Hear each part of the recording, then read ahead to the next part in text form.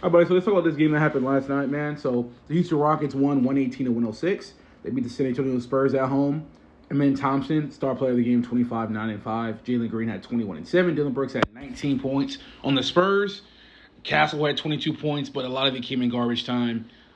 Chris Paul, De'Aaron Fox didn't do shit. Like, their whole team pretty much was trash last night, in my opinion. Like, they were dog crap. Keldon Johnson had 22 points, didn't do nothing. But Houston Rockets, Jabbar was 459 points.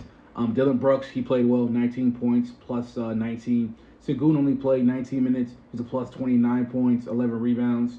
13 points for Jeff Green on the bench, and the bench guys really didn't do much. But I just want to talk about Amen Thompson mostly in this video. Amen Thompson balled last night with 25, 9, and 5. Great defense.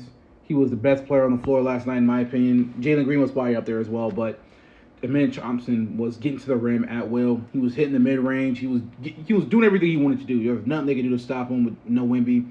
And I was one of the guys who really believed in Amen coming in to the NBA. I'm like, there's no way that athleticism and that passing and stuff wouldn't translate. And I was correct. He struggled the first year a little bit. He played the fourth in the year and he started hooping. This year, he played well, in my opinion. And then people were talking about bench Jalen and put him in. And I'm like, that doesn't really make sense because the man's not a shooter. Then Jabari got hurt. And Amen Thompson's averaging like 16, 9, and 5 as a starter. And he's not going back to the bench, man. I'm one of the guys that thought you guys were overrating Amen Thompson just a little bit. Just a tad. They were talking about, oh, I'd rather have this guy than I'd rather have Amen over like star point guards. And I'm like, you guys need to calm the fuck down. Like, calm down a little bit. Like, Amen hasn't done enough yet. I think he could be there one day, but yet, and some guys were like, I think he could be a top 10 player. And I'm like, calm down a bit. To get top 10, I don't even think Donovan Mitchell and Devin Booker are top 10. Like, calm down. But Amen tonight, he showed me the potential he has. He hit the mid-range. He was getting to the rim. He was passing the ball. He was obviously locking down De'Aaron Fox.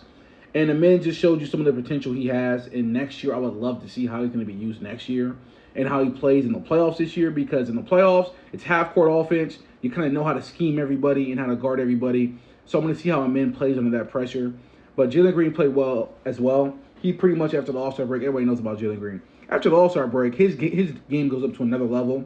But the fact is, they're not playing from behind. They're not a shitty team. They're actually winning. So the fact that he's playing well on a winning team, I believe in Jalen Green.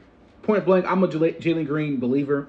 I'm thinking if Devin Booker were to get traded this year, it would be to Houston. But I'm going to believe in Jalen Green wherever he goes. I'm going to believe in this Houston crew. It doesn't matter who's on the team, because I believe in Amen, Jalen, Sengun. I believe in all these talented young guys, man. And I'm curious to see what they do in the playoffs this year.